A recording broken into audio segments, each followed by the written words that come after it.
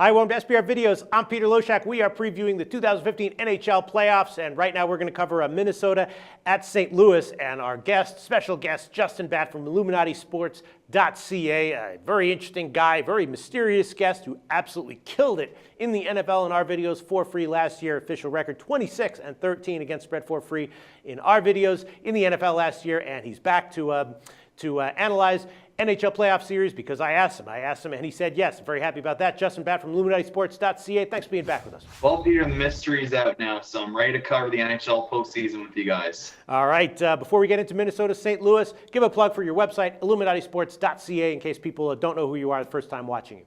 Well, we offer professional sports handicapping services from A to Z. I suggest all the viewers that check us out at IlluminatiSports.ca. Got a whole bunch of things going on there. We had a great March Madness. You know, that's all wrapped up, unfortunately. MLB's in full swing, though, starting off very strong with that.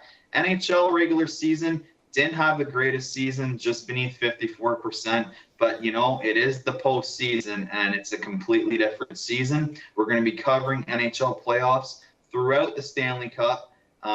And that's going to be in the weekend day pass, which has been a recent addition. So check us out at IlluminatiSports.ca today. St. Louis is a favorite. They have home ice. They're minus 144 right now at Pinnacle. Minnesota plus 128 on the other side. And Minnesota, you know, they're an interesting team. They were floundering all year long until they got Dubnyk in goal. And after that, they absolutely went on a roll. They started playing phenomenally well, made the playoffs, and now they're kind of on a high entering the playoffs. But is that going to be able to continue? I'm not exactly sure. They do have some weaknesses on special teams. That's definitely a weakness for them. And St. Louis, you know, they're a tricky team when it comes to playoff time. You know, they over the past bunch of years, they've looked great repeatedly in the regular season, but then underwhelmed and underachieved in the playoffs. And is that going to happen again this year? I don't know. If you look at their roster, they're stacked. They can kind of do it all. They can play any kind of style. They're loaded in the front. And, you know, so the big question is St. Louis, what is it that caused St. Louis's underwhelming performances in the playoffs in years past? And are those factors likely to be in play here again? If not, then you have to love St. Louis, I think, at just minus 144. But if they're going to, you know, collapse again, maybe Minnesota at just plus 128 is the play. What do you like here, Justin? Well, this is a series I'm personally looking forward to. I think it could be the best series of the first round. Expect this series to be tight and low scoring because the Wild and Blues are two of the NHL's best teams at preventing goals and suppressing shots. St. Louis was 5th in goals against per game and 2nd in shots against per game, while Minnesota was a respectable 6th and 4th in those categories as well.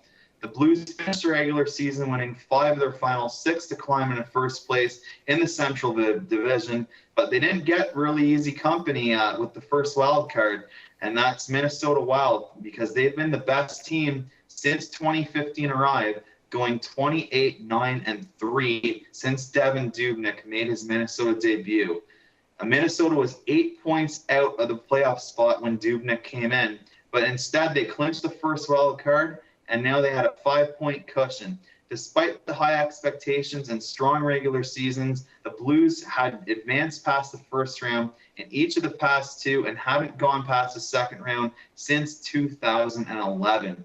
St. Louis is just following the same script season after season. They win the first 2 games, then they lose the next 4. That was to the Kings in 2013 and the Hawks in 2014.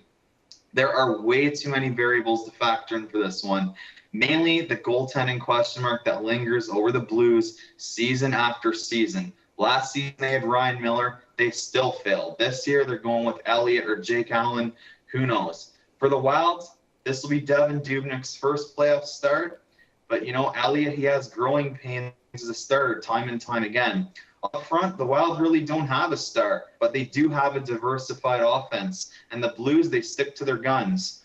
What I firmly believe the series will boil down to, though, is defensive depth. Ryan Suter for the Wild, he chalks up 31 minutes as a horse. He's paired with Jonas Brodin. The Blues got a major addition back in the lineup, though, with the likes of Kevin Shattenkirk.